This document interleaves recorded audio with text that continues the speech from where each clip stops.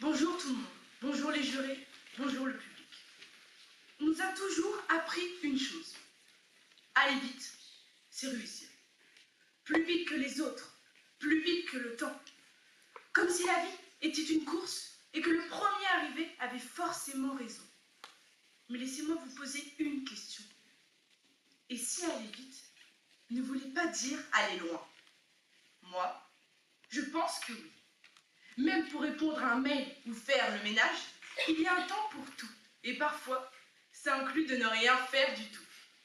Aujourd'hui, on vit dans un monde où tout va vite. On veut apprendre rapidement, réussir rapidement, progresser rapidement. On valorise la vitesse, comme si perdre son temps était un défaut. Mais dans cette logique, on oublie quelque chose d'essentiel. Le temps, ce n'est pas un obstacle, c'est une condition. Et pourtant, on essaie constamment d'aller contre lui. On veut tout faire, tout de suite. Et même nos proches nous rappellent de respirer. Oui, respirer. Comme si c'était un luxe qu'on pouvait oublier. Et c'est là que les problèmes commencent. D'abord, parce que le progrès demande du temps. Apprendre, ce n'est pas accumuler. C'est comprendre, répéter, corriger. Si on va trop vite, on ne laisse pas le temps à ces étapes d'exister. Résultat, on a l'impression d'avancer, alors qu'en réalité, on construit tout sur du vide. C'est pour ça que même les plus grands ont pris leur temps. Michael Jordan disait « J'ai raté encore et encore dans ma vie. C'est pourquoi j'ai réussi. » Sa réussite ne vient pas de la vitesse, mais du temps qu'il a consacré pour progresser.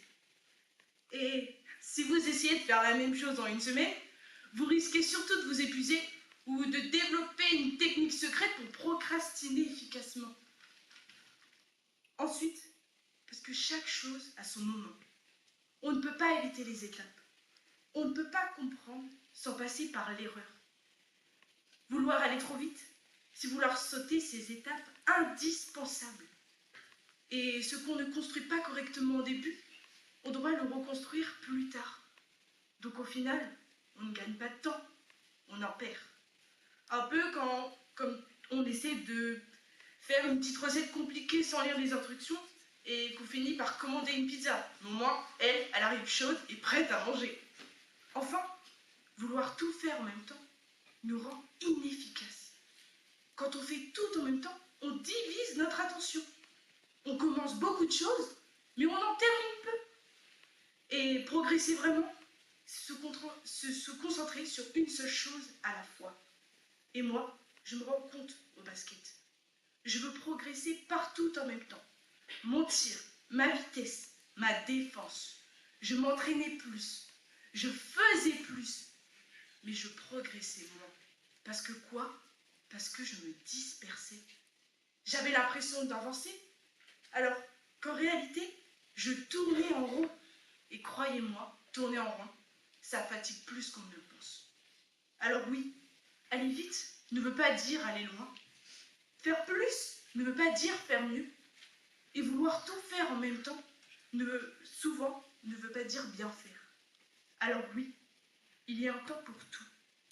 Un temps pour apprendre. Un temps pour échouer. Un temps pour progresser. Et surtout, n'oubliez pas, un temps pour construire. Aujourd'hui, je ne cherche plus à aller la plus vite. Je cherche à avancer correctement. Parce que au fond, le problème, ça n'a jamais été le souci. C'était ma manière de l'utiliser. Et parfois, ma capacité incroyable à scroller sur mon téléphone, au lieu de m'entraîner. Alors, la prochaine fois que vous aurez envie d'aller le plus vite possible, posez-vous cette question. Est-ce que j'avance vraiment ou est-ce que je me précipite? Mais attention, il ne faut pas confondre vitesse et précipitation. Aller vite, c'est savoir où l'on va. Se précipiter, c'est avancer sans réfléchir. La vraie réussite, ce n'est pas d'aller le plus vite possible. C'est d'aller au bon moment, au bon rythme. Et avec un petit sourire, parce qu'après tout, ça fait du bien et ça ne coûte rien. Merci.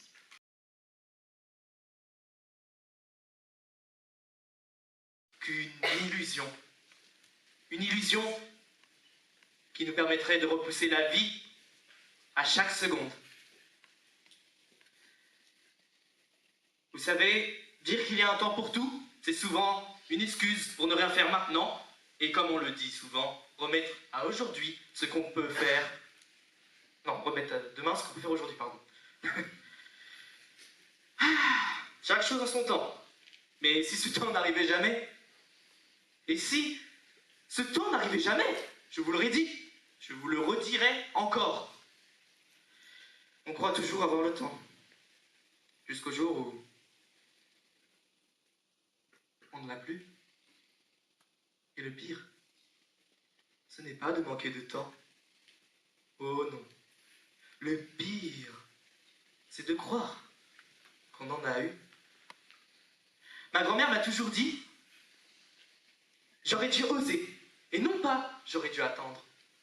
Car attendre son heure, c'est laisser passer les heures et trahir son cœur. Alors le temps passe, il défile et il nous défie. Certes, mais n'oubliez pas une chose, vivez le moment présent. C'est le seul cadeau qu'on appelle la vie. Vous savez, il n'y a pas si longtemps que ça, j'ai appris quelque chose. Car on apprend tous quelque chose après nos erreurs. Je parle de quelqu'un. Quelqu'un à qui je tenais beaucoup. Je dis quelqu'un, mais... rien qu'en pensant à elle, mon cœur se serre ici. Cette personne n'était pas quelqu'un, c'était surtout un diamant. Et pourquoi ça sert, me direz-vous? Parce que je n'ai pas su profiter des moments avec elle comme si c'était les derniers. Et c'est quand elle est partie que j'ai compris. J'ai compris quelque chose. J'ai compris que il faut vivre comme si notre vie en dépendait. Car j'ai su que je ne pourrais plus jamais la serrer dans mes bras, plus jamais, comme avant. Si j'avais su que c'était la dernière fois, croyez-moi, je l'aurais jamais laissé partir et je l'aurais serré encore plus fort dans mes bras. Parce qu'on croit qu'on a le temps. Mais ce n'est pas nous qui décidons du temps. On repousse la vie comme si elle était infinie. Mais si demain tout s'arrêtait, brusquement, sans crier gare, vous savez, la mort, elle, ne reporte jamais ses rendez-vous. Elle arrive, elle décide, et dans son silence, elle nous rappelle que nous sommes impuissants et que nous ne contrôlons pas l'avenir. La mort fait des promesses, et elle frappe quand elle le souhaite. Si la mort était à mes trousses ces jours-ci, que je savais qu'elle me poursuivait, croyez-moi, j'aurais vécu comme si c'était mon dernier jour. Et vous tous, vous l'auriez fait. Il faut vivre comme si notre vie en dépendait. Il faut profiter et aller à l'essentiel. Car on oublie que la vie n'est pas éternelle. Et c'est quand on croit une chose immortelle que son absence devient un deuil cruel. Alors oui, je vais vous répondre. Y a-t-il un temps pour tout? Y a-t-il un temps pour tout? Non! Il n'y a pas un temps pour tout. Il faut profiter. Le temps passe. Vivez. Vivez, vous dis-je. Profitez. Chaque seconde est une étincelle. Chaque moment est essentiel. On dit toujours ne pas avoir le temps, mais c'est surtout une excuse pour ne rien faire du tout. Une fois face aux portes du ciel, une seule vérité s'impose. Personne ne regrette d'avoir trop vécu. Mais combien regrettent de n'avoir jamais osé commencer? Alors oui, il est vrai en définitive que, comme dirait un général romain, alea jacta est, les dés sont jetés. Mais pourquoi? Parce que désormais, il ne vous reste plus qu'à cueillir le jour, carpe diem. Je vous remercie.